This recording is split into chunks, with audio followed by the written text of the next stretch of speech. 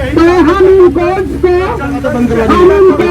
स्वीकार नहीं करते, हम इन कोड्स को फाड़ रहे हैं। अपने घर भी चूल्हे में जलाएंगे, लेकिन यहाँ पर हम फाड़ रहे हैं। मैं सब साथियों से कहूंगी जिनके हाथ में ये कोड्स है उनको फाड़ दीजिए। ये जनतंत्र की हत्या करके की है, इसको फाड़ दीजिए, जलाएंगे मेरे हम, ठीक है? फाड़िए, फाड़ दीजिए,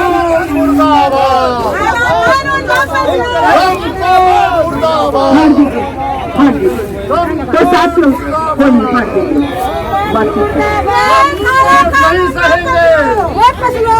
फाड़ दो, ये लो आप भी फाड़ दो।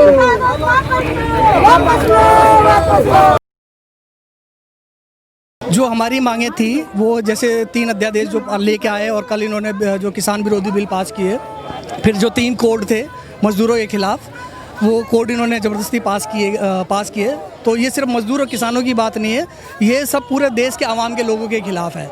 64 करोड़ से ज़्यादा लोग देश में मजदूर किसान हैं, तो ये सबके खिलाफ है। और इस एक्ट के तहत जो कृषि एक्ट जो लेके आ रहे हैं, इसके तहत ये पूरे देश के जो किसानी को ख़त्म करने का, बर्बाद करने का इनका प्लान है, जिससे सरकार पक्ष के जो लोग हैं ये कह रहे हैं, लगातार कई दिनों से एक चीज़ कह रहे हैं, प्रधानमंत्री मोदी जी भी कह रहे हैं कि एमएसपी कोई फ़र्क नहीं पड़ने वाला है, लोगों को सिर्फ बरगलाया जाए। ऐसा नहीं है कि एमएसपी से फ़र्क नहीं पड़ने वाला है। देश के अंदर अगर देखा जाए कश्मीर से लेकर कन्याकुमारी तक, तो एमएसपी कितने स्टेटों में, कितने राज्यों में मिलता है। जहाँ तक मुझे यूपी का पता है कि अगर आप मेरठ पार करेंगे उसके बाद किसी को पता ही नहीं कि एमएसपी होती भी क्या चीज़ है। दूसरी बात, जो पंजाब और किसान के पंजाब और हरियाणा के किसान जो मतलब मांग कर रहे हैं कि एमएसपी ख़त्म की जाएगी, वो बिल्कुल ख़त्म की जाएगी, क्योंकि अगर जब तक ये ख़त्म नहीं करेंगे तब तक अंबानी नहीं खरीदेगा अनाज को, तब तक टाटा नहीं खरीदेगा, तब तक अदानी नहीं खरीदेगा। इसका मतलब इनकी प्रॉफिट बनाने के लिए ये कृषि विधेयक लेके आया गया है।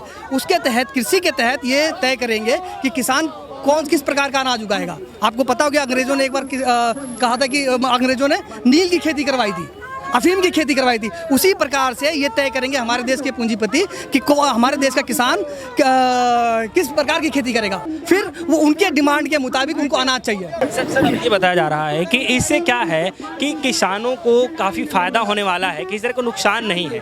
तो आप लोग किसी विपक्ष के आके बहकाव में आप लोग मतलब हुल्ला प्रदर्शन ना कीजिए, इससे आप लोगों का नुकसान है। नहीं, देखो, कोई विपक्ष के बहकाव में नहीं आया है। जो इस बिल को अगर आप पढ़ेंगे, इस विधेयक को अगर आप पढ़ेंगे, स्टोरेज का जो कंट्रोल होगा, हमारे देश के बड़े बड़े पूंजीपति ये कह रहे हैं कि स्टोरेज कोई भी कर सकता है, पर स्टोरेज कौन कर सकता है? किसके पास इतना बड़ा बड़ा भंडार है जो स्टोरेज कर सकता है? जो माल सप्लाई कर सकता है वो कौन कर सकता है? किसके पास इतनी बड़ी बड़ी, मतलब यहाँ से लेकर, अगर बिहार से लेकर यूपी लेके आगे दिल्ली में बेचना है तो कैसे लेके आ सकते हैं? वो सारे संसाधन तो हमारे देश के पूंजीपतियों के पास है।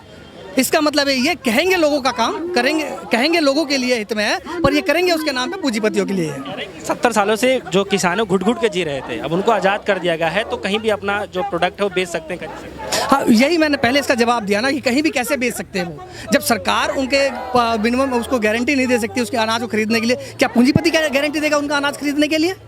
कहाँ बेचेगा ले जाके वो इसका मतलब यही है कि वो पूंजीपतियों को छूट देना चाहते हैं, किसानों को छूट नहीं देना चाहते हैं। किसानों को मजबूर करेंगे कि ये अनाज मतलब कौड़ियों के भाव टाटा, बिरला, अंबानी को बेच। ये लड़ाई देखो जब तक जारी रहेगी, तब तक जब तक ये बिल वापस नहीं ले लेते, कोड वापस नहीं ले लेते। उसका रीज़न ये है क्योंकि ये पूरे देश का मामला है, ये किसी एक कुछ मजदूरों, कुछ किसानों की बात नहीं है।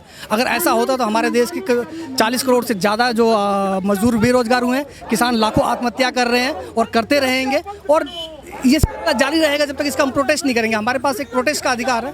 मंडियाँ इस बहाने हटा दी जाएंगी और किसान काफ़ी परेशान हो जाएगा। वो कह रहे 1 नेशन 1 मार्केट की बात कर रहे हैं, इससे काफ़ी फ़ायदा हो। देखो, ये मंडियाँ हटाए या ना हटाए, ये अपने आप किसान मजबूर हो जाएगा। अब बिहार के किसान को बोलोगे कि तू अपना अनाज लेगा पंजाब में बेच, वो कैसे लेके आएगा? अगर मान लो उन्होंने एक मंडी यहाँ पर इस्टेब्लिश कर दी, देश इतना बड़ा देश है, अगर उन्होंने कन्याकुमारी में मंडी इस्टेब्लिश कर दी तो क्या यहाँ के किसान वहाँ लेके जाएगा अनाज को बेचने के लिए?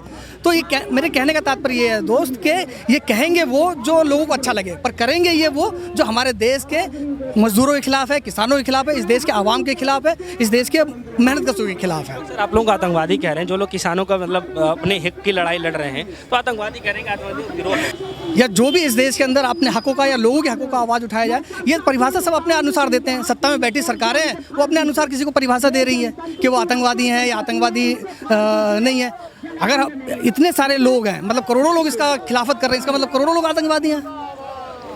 इस देश का मजदूर भी आतंकवादी है, किसान भी आतंकवादी है। इस देश का हर मेहनत कश जो लाला है, छोटे छोटे दुकानदारी करते हैं, जो रेडी पटली चलाते हैं, सब आतंकवादी हैं, क्योंकि सब इसके खिलाफ हैं। कई दिनों से आप लोग धरना प्रदर्शन करें, क्या लग रहा है सरकार पे? देखो, सरकार का काम है जो करना है, हमारा जो काम है हम अपना काम पूरी ईमानदारी से कर रहे हैं। हम पूरे देश में इसके खिलाफ मुहिम चला रहे हैं कि ये कोड बिल, ये विधेयक जनता के खिलाफ है, मजदूर किसानों के खिलाफ है। और मेन मुख्य बात यह है कि इसके पीछे हमारे देश के संसद के पीछे जो कंट्रोल है हमारे देश के बड़े बड़े पूंजीपतियों का है। वो चाहे जैसे संसद को चला सकते हैं, चाहे जैसे उसको दिखा सकते हैं, चाहे जैसे कोर्ट को मोड़ सकते हैं, सारा कंट्रोल उनके हाथ में है। तो जो सरकार आती है वो सरकार, अगर जो आज नियम ये कानून पास किया गया, ये उसी निजीकरण उदारीकरण की देन है जो 1990 में लागू किया गया। उस वक्त कांग्रेस की सरकार थी, बीच में सरकार बदलती गई, आती गई। आज बीजेपी सरकार भी उसी काम को कर रही है। करने का तरीका अलग है पर काम एक ही है सबका।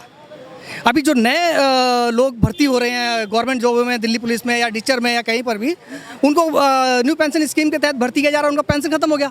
तो बताइए किसके हित में है ये? जो अभी यूपी में जो सरकार ने कहा कि सबको संविदा पे रख लिया जाए, संविदा पे रख लिया जाए। इस देश के जो मतलब टीचर्स हैं, अगर संविदा पे रखेंगे, वो टीचर जो देश का भविष्य को बनाता है, देश के भविष्य को आगे लेके जाता है, आज उसी टीचर का जो भविष्य दाव पे लगा हुआ है।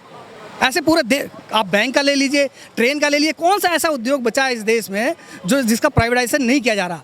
और प्राइवेटाइजेशन का मतलब है कि देश बेचने का काम, देश बेचने का काम, चाहे वो उसमें कोई भी संस्थान हो, सब आता है उसके अंदर।